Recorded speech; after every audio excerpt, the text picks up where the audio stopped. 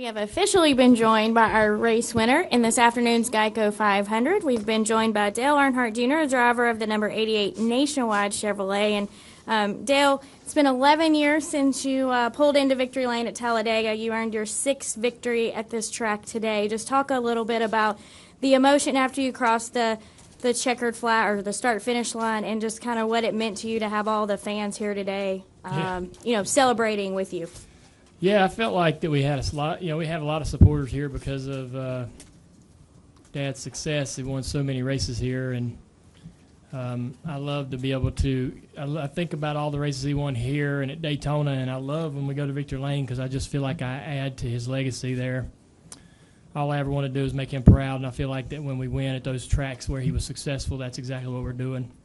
So I don't really get to think about him that much. His birthday came and went, but when we won today, I just made me think about his birthday and how much I miss him, and how much he meant to me and so many more people that I can't even fathom the number of folks that he had a relationship with in this sport and a connection with, and all those fans out there, really enjoyed seeing him compete here. So also the emotion of making the chase. I don't think that people really appreciate the pressure that's on these teams to get into the chase and to get these wins. And we also have a new partner with Nationwide that I want to get to victory lane and want to get into the chase. I want to be able to relieve that pressure off my crew and my crew chief so that they can work through the rest of the summer with the ease of mind that they're in the chase. And so that also brings on a lot of emotion. Having gone through it last year, getting that win early, that really spoiled us. But this year, a little harder to come by, and it made me really appreciate that. It's just I miss my family, and can't wait to get home. I love racing here and winning here. It's some of the hardest racing that we do on a mental scale. It's very difficult. You're running, you're about 80 or 95 laps in or 94 laps in, and you're just getting to halfway, and you feel like you've been racing for 10 hours, and you're only halfway. And you think to yourself how much is left in the tank mentally to get to the rest of the race, and the hard stuff hadn't even really started yet. So I don't know. It just seems like when I was younger, it was easier to win these races. And the racing and drafting is a lot different today, but still, I don't think when I was young I was just real naive in the mental part of it. I just did everything on a whim, and now I probably overanalyze every move I make and probably overwork everything I do in the race, but it'll wear you out. So luckily, it worked out like it did. I knew I felt like before the race started, if I needed to be leading at the end, it's real hard to pass the leader. So I felt like I was in a good position, being in the lead, and I just needed to run the line that I felt could sustain and calm everything behind me. I didn't want to see, the lines forming and guys coming and going and making runs. So I wanted to, sometimes if we get up against the wall, everybody sort of lulls into this pattern, and it's real difficult for those guys to put anything together underneath that high line. Sometimes it works for the low line. It just takes a lot of work. And I also knew Jimmy behind me wasn't going to move any sooner than the last lap. We've raced here before, and I knew he would wait till the end because he felt like that was his best chance for him to win and not ruin the race for both of us. That's what I would have done. But when he started to try to put things together, the guys behind him wanted to pass him instead of push him. And when I saw that, I felt like things were looking better. Just had a little more racetrack to get around, and finally we come off of 4 and got into travel, and they didn't have anything going on. So I felt like we was going to be okay if the motor didn't break. Something in my head told me, though, about 200 yards before the finish line, the motor was going to break, and they were just going to go blowing by me. But because that's what happens in racing, ain't it? Just seems like that's what happens sometimes. But we got it to the end. All right, we'll go ahead and take questions for Dale. If you have one, please state your name and affiliation, and we'll start with Jerry.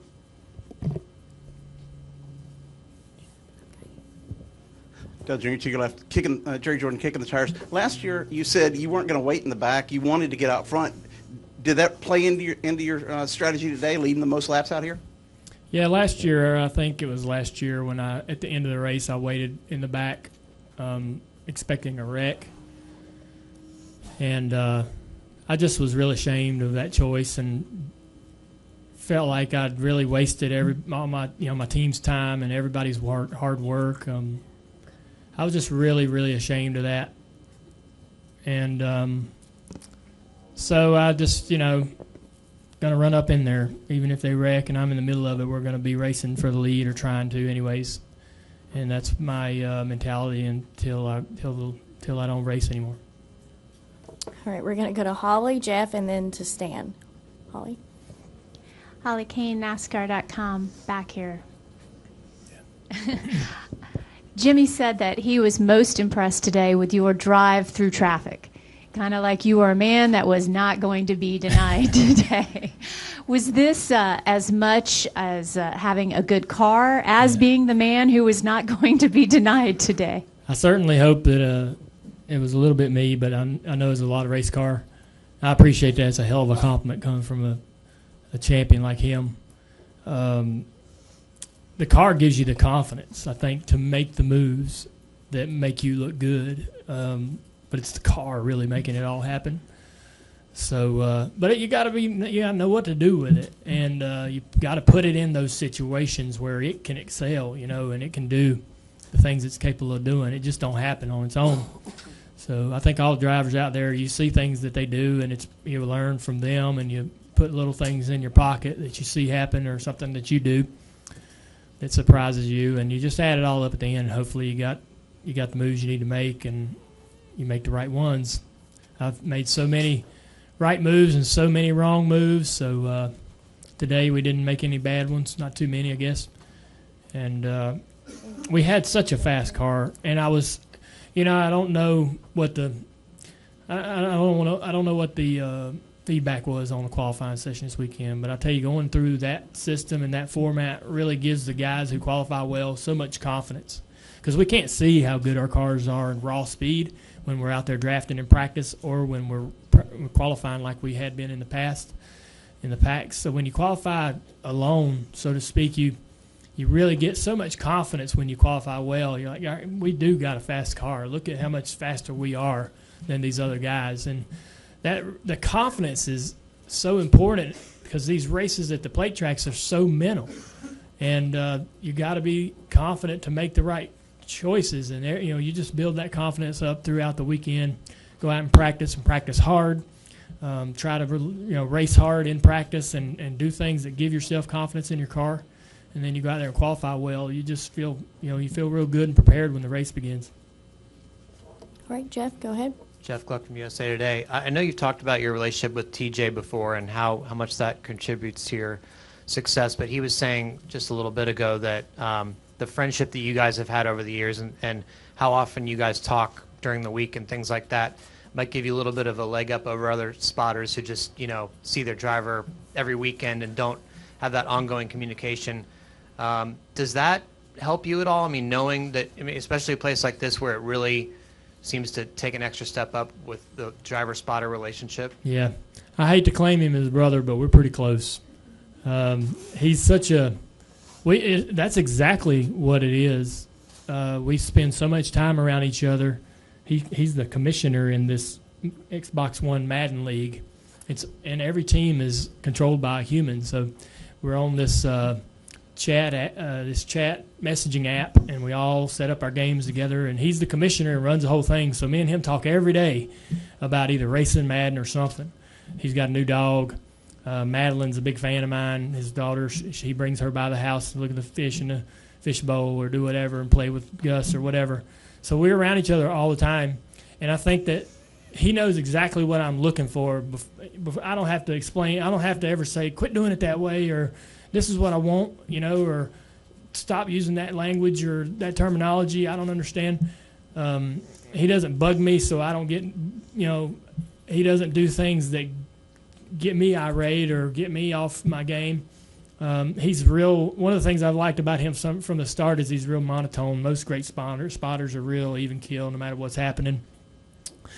And the longer we've worked together and the closer we've been as friends, I mean, he knows exactly what I need. And when I'm listening to him, it's like I can see the race happening behind me without even looking in the mirror. That's so helpful. There's a couple times a day he cleared me when I wasn't clear, but he wants me to get clear. He just wants me to get up there in front of those guys, and he thinks that they're gonna check up, and he gets pretty aggressive sometimes, which I like that about him. He's very competitive, and I say it a lot, and I know a lot of drivers have probably said it too, that the spotter's as important as the driver and the crew chief at this place and at Daytona, so he really earned his paycheck this week. All right, we'll go to Stan and then Dustin. Hey Dale, Stan Creekmore with RPMtonight.com. So in listening to your opening statement and everything, what was the most intense moment of the race today? It's so much happens, and you're so focused on what you're doing and wanting to do and about to do. It's like you can't record it. You can't put it in memory. I need to go watch the race to remember how it happened. And there's just some passes that you make when you're not sure if you're clear, and you just make these things on instinct because of this. You went by a car and you're just mentally understanding the speed you passed him when you would clear him, and you just move, and those are hairy because sometimes you might guess wrong and get turned around. But I'll tell you one of the things that's crazy about this track since they repaved it, and it wasn't like this, but somebody paved the front straightaway wrong, and there's like 2 aprons, and so there's a bit of there's progressive banking from the bottom groove into the next 3 grooves. It's just one little ditch, and man, our right rears get hung in that thing, and it yanks the car around and spins you. It gets so loose through there, and when you got a guy up your butt and one on the side of the car, and you got a guy in front, and there's no air on your car, the car's just kind of hovering through there, and you're just trying to keep it from wrecking, and that you don't see it. You can't visually see this watching their cars, man, but they are a handful coming through the travel because of that little imperfection in the track. And I'd love to get in front of the guy who paved this place just to talk to him a little bit about it. They did an amazing job aside from that small little mistake, because I don't believe that was intentional, and it wasn't like that before. But it's interesting for sure, and when we're leading, sometimes we run a lane up through the travel. That's just to stay out of that ditch, because it steers the car. It's like a rut that grabs the back of the car and takes it wherever it goes. It's pretty crazy. Yeah, man. All right, Dustin, go ahead. Dustin Long, NBC Sports, straight ahead. I have 2 questions for Sure. you. First question is, in the last 10-plus years, I mean, the concussion, what you talked about being ashamed of the race here, and how many times you've been fast and things didn't happen for whatever reason. How frustrating had this track become, or how did it impact you, especially when you talk about the emotion of wanting to do well, especially at a place like this because of your dad, to continue that legacy? Yeah, the disappointment. I leave here more disappointed than I do other tracks when we don't win the race. I try not to get satisfied with just leading a lot of laps, because I feel like the fans want to see us up front. They love to see us win the race, but they want to see us lead every lap. They get excited when we take the lead, and they're happy when we're up front, and they want us up front every lap. I feel that. And so you'll get up there and get the lead, and you're delivering upon the promise, and that you're going to run hard and run good, and you just can't get satisfied, because you gotta, like I say, you're slowly emptying that tank, that mental tank, and you gotta hope there's enough at the end to be able to do everything you need to do to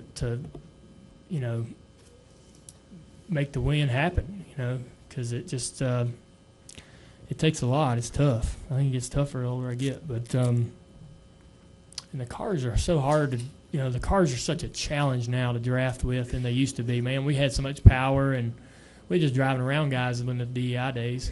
Now the cars are stuck together, and everybody's all over top of each other. It's real hard to get away from people. But I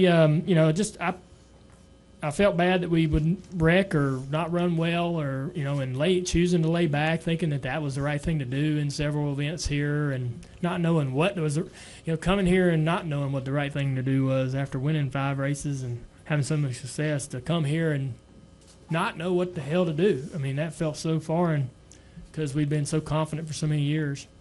So I got my confidence back now. I know what I need to do, and that's run hard.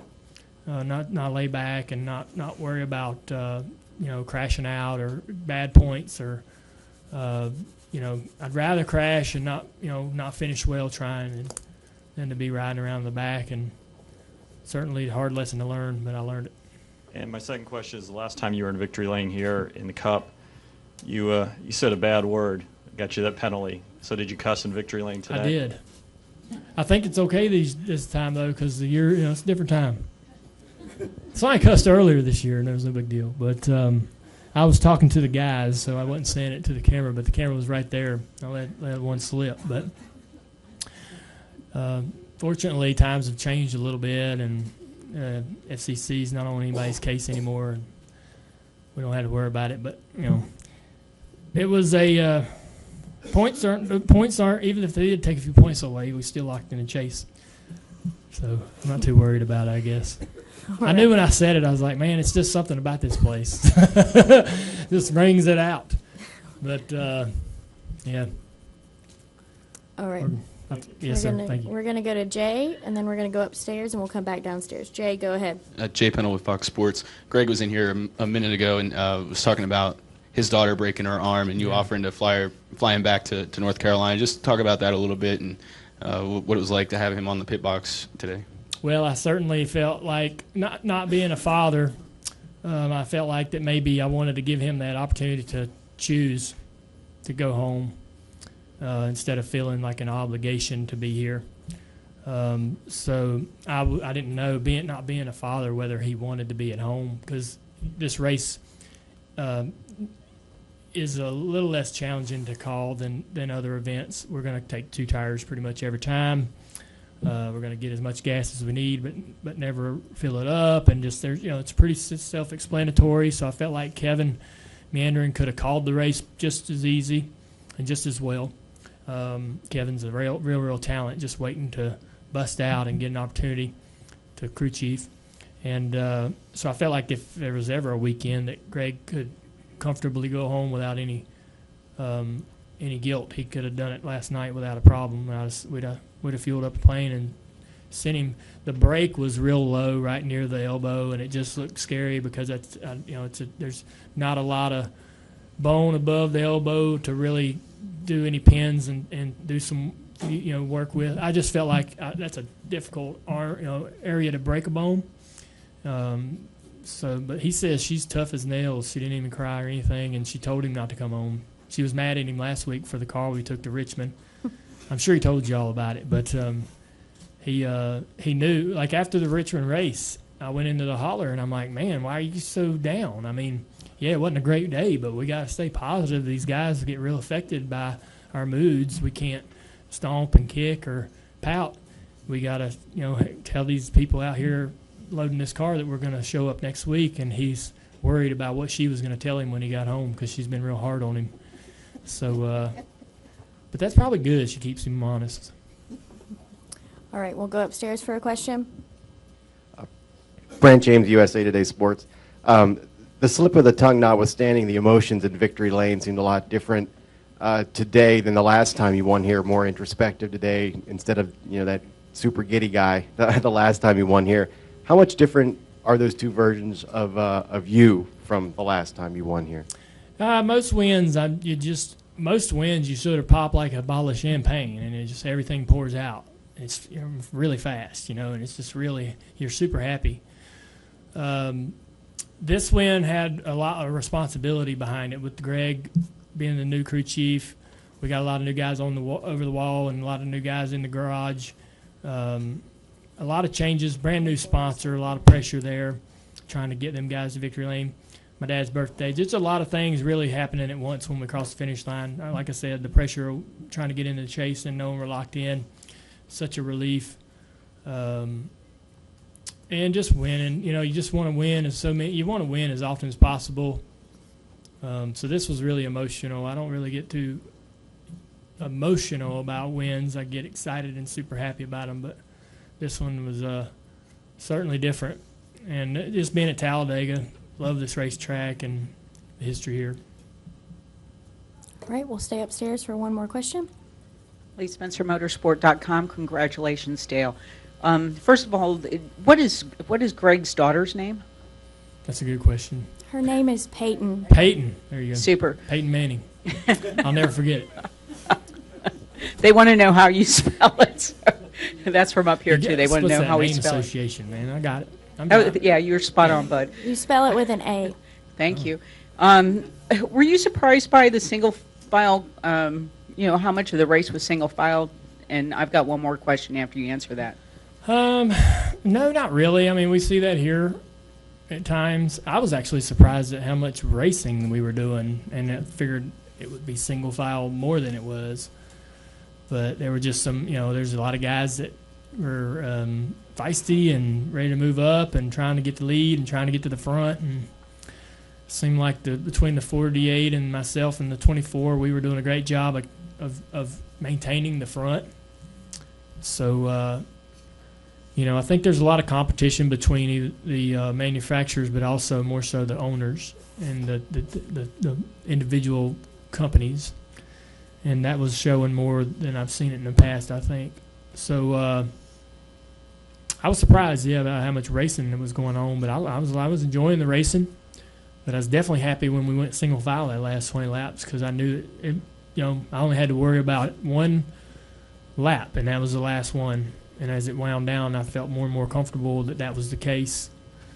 And, those guys up in the top 5, top 6 felt like even on the last lap with a move that they felt like they were in position that they could win the race. And that's why everybody stayed so patient. And finally, your fans have been pretty vocal about Jimmy Johnson owing you one here, or at least, owing you something here for as many times as you have pushed him to the win. Yeah. You kind of feel like the debt was paid today? Well, I don't think that we owe each other anything other than to treat each other like men and professionals. And I will say that, and I think a lot of people in here know this, but maybe not everybody out there in the world knows it, that Jimmy's a better person than he is a teammate. I mean, he's a great teammate, but an amazing guy and great family man, great friend. We've been friends for a really long time before we ever worked together. And, I feel fortunate to be able to work with someone who makes my work easier. He does. He makes my job easier, and he's an easy guy to work with, and I think all the other guys in the shop feel that way. So, and he's he's won and been so successful, but he's really remained a grounded, well, approachable, easygoing individual. So I really think that's remarkable, and I appreciate that about him. So, I don't know how many times I've actually pushed him to a win. My fans maybe feel like it's 3 or 4 times, but I think it was only really once.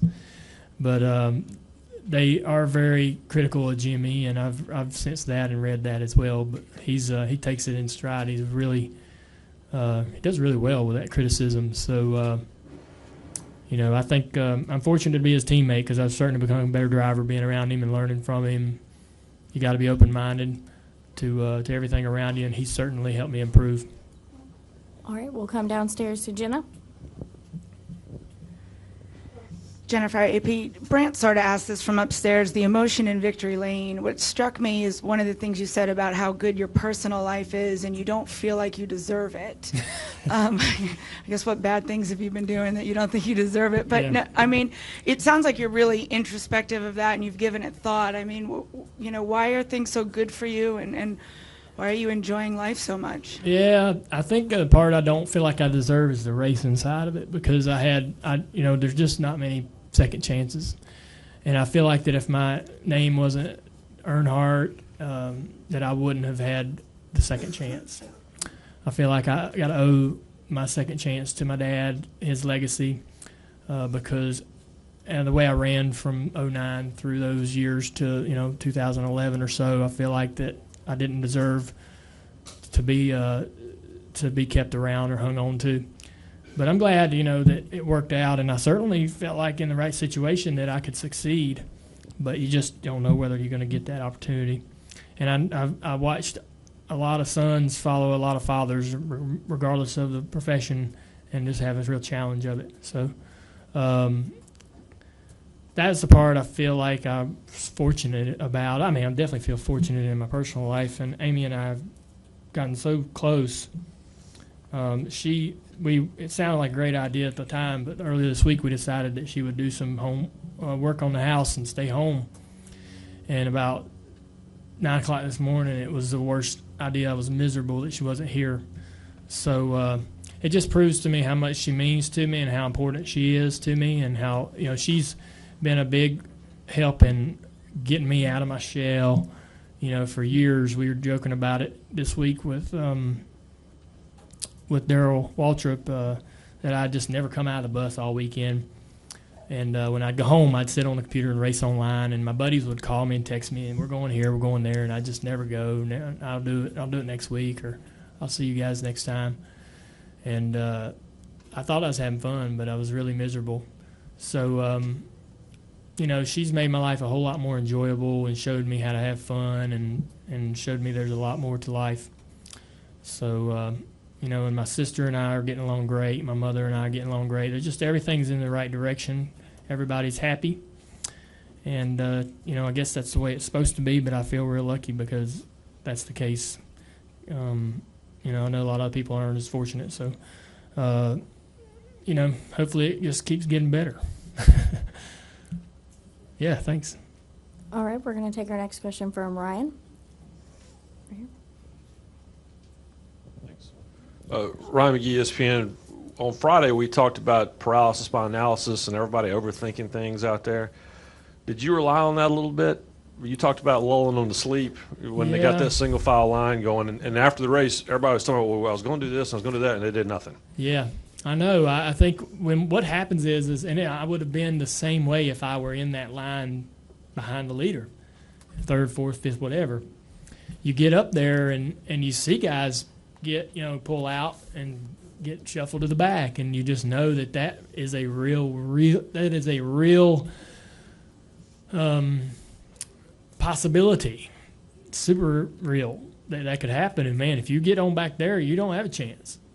And if you're sitting third, fourth, whatever, you're sitting there thinking, this ain't a bad spot. If I got to wait till the last lap and see what these guys in front of me end up doing, this is probably not a bad place to be. And if you can count on them top 5 or 6 doing that, you're going to have, it's going to come down to the later laps, the last 2 or last lap. And that way, again, you only have to deal with one challenge, and that's the first, that's the move that they save up for. Jimmy was talking about he was thinking he needed to make the move over in 3 and 4, and I'll run all day long to have to fend off one guy off of 3 and 4 instead of 20 of them, So, when they're 3 wide and they're all each line's coming and your TJ's telling you how they're coming, and you got to get in front of each line and do all that. It's tough, and that's not how you like to finish them, because you got a chance of finishing anywhere from first to 20th, in that kind of a pack. And the way we run that race down today, you got a chance of being first to 5th or so. So at worst, fifth place. So that's definitely a lot easier on your mind. But I think, we get up top and we run around there, and everybody's like, man, I don't want to pull out. I could probably go to the back. That's probably what will happen. I'll just wait. I'll wait. Somebody else is going to do something stupid, and I don't want to do it. Somebody else is going to do it, and then I'm going to benefit. And nobody really made the move. I figured Denny would, and he moved down, and he's always pretty proactive, and he moved down, and when he got a run on the 48, instead of pushing him, he tried to get around him, and I was like, perfect. That's not helping Jimmy. And then the 27 got up there, and they were in great position because they were tight through 3 and 4, and I had too big a lead. And I was like, man, if he pushes him, he'll push him. He's going right by me. And the 27 tried to get out on the quarter panel, and Jimmy had to defend. And I'm thinking, perfect. They're not going to get a run at all.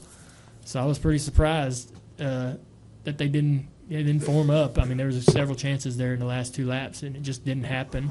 It's more luck than anything that it didn't work out that way. All right, we're going to go to Kelly, Nate, and take our final question from George. So we can get a microphone to Kelly up front, please. Kelly Crandall with PopularSpeed.com. Dale, you talked in your opening statement, you mentioned how different the drafting is, how the race plays out is different than years ago.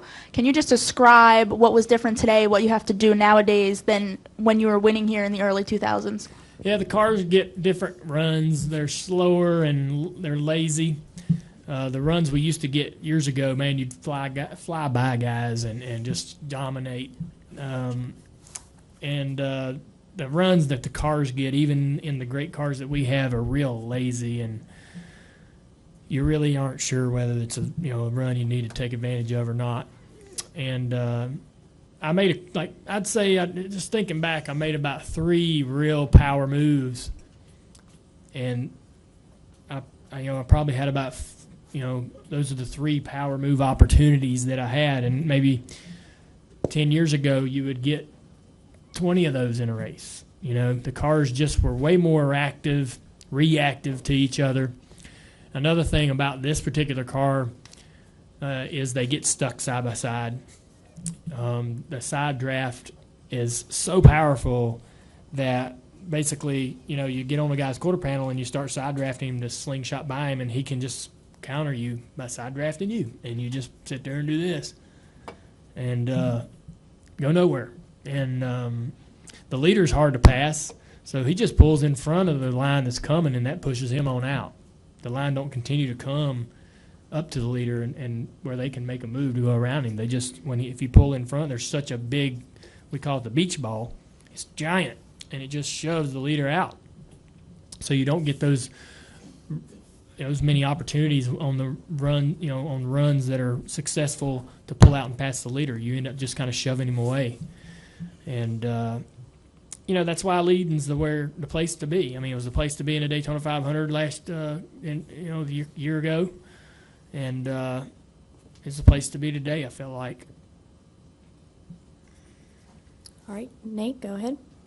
Nate Ryan, NBC Sports. Following up on those last 2 questions and answers, Dale.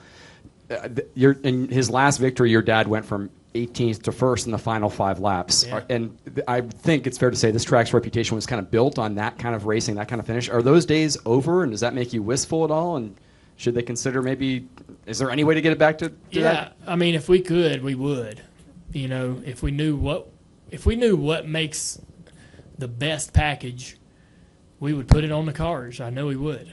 But we've, the sport, the cars evolve. They always have. I mean, we went from big old tanks in the late 70s to the downsized 81 cars, then to Monte Carlos and the big old Thunderbirds. And then, the cars just continue to get smaller, bigger, taller, shorter. The sides get flatter. The quarter panels get longer. The cars are just always changing, and that alters how they draft. And I don't know, and I don't think anyone knows, really what affects the side draft. If you asked all the drivers, they would tell you that it's something different. They would probably get 30, 35, 43 different answers. And 20 of them would sound really good. But, it's just, I think, we did win today, so I'm a little okay with how the cars race today, but sometimes they can be very frustrating. They can be very, very frustrating. But we won a lot of races in the past because we had the best car. We really did. And maybe if I was driving someone else's car back then, I wouldn't have liked it that much then. You know what I'm saying? But we had such great cars, and that's why we won today. And I had fun today. My car did everything I wanted it to do. But when it doesn't do those things and you're sort of stuck without any offense and you're doing more defense, it's a long day. And you don't like the package, you don't like the draft, you don't like the way the cars react. But it's probably more often than not your own car's fault. All right, we're going to take our final question from George. Yeah, Dale over here. George Diaz, Orlando Sentinel. You know, you've talked a lot about your dad today. Do you have, whatever time it might have come in during your life, do you have a particular memory of you and your dad here at Talladega that sticks out in your mind? I don't know. No, I don't. I'd have to think real hard. We didn't have a lot of success here in the nationwide Busch cars. We always seem to wreck. But I don't know. You know, I think even in the Cup car we had a lot of trouble the first couple of trips. I think on the first time I raced here, I qualified in 6th or something, and Daddy was up there, and Billy Elliott, a couple other guys, and I got a bad run on the restart and had to hit the brakes, or somebody missed a shift, and I locked up the tire and blew left front out, and we just had a terrible day. But you know, what I remember about this place that I liked the most, one of my favorite memories were when we would come here. I go to Johnny Ray's house and play on three-wheelers all week. And we'd get $100. Me and Scotty Williams and Mike Wickham and Brad Means, and we'd go to the go-kart track and spend $100 every, Friday night, Saturday night, running go-karts. There was a go-kart track by the interstate, and everyone stayed. We was talking about this today when I was me and someone. Everyone stayed at the hotel. So you'd get done on Friday and you go back to the hotel, and all the crew chiefs, drivers, all the crewmen, everybody was coming back to the hotel. So you saw everybody at the hotel walking around, and it was just a different time. But I remember talking to Flossie Johnson where we had the drivers meeting now. I remember talking to her one time here when I was really young. She stopped me and wanted to talk to me. I didn't know who she was till she told me. So that was pretty cool. We used to, I've told this story several times, but when the race would start, me and my buddies would sit around in the garage and wait for the wrecked cars to come in, because we just like climbing all over those wrecked cars and looking at how badly they were damaged, and just we couldn't imagine the carnage. Was just amazing to us. And people would leave so much stuff laying around, like brand new box of bubble goggles, brand new packages of Champion spark plugs, or big full bottles of glass cleaner and brake clean, and me and Brad Means would box all that stuff up and take it over to his daddy's truck. They just leave it. When the race started, they'd just be stuff laying everywhere, and we'd get it because it was just going to end up in the trash or somewhere, because the garage would be completely empty during the race. And it was that old overhang garage, it was open. And we didn't really watch the races. We just watched when the crash cars come in. We just walk around those things 40 times looking at every dent. And just being kids, it was so much fun coming here. This was a great racetrack to come to when I was a kid, and you can run around pretty much wherever you wanted, do whatever you wanted. All right. Well, Dale, we appreciate your time this afternoon. Thank you. I had such a good day. Appreciate it. Congratulations.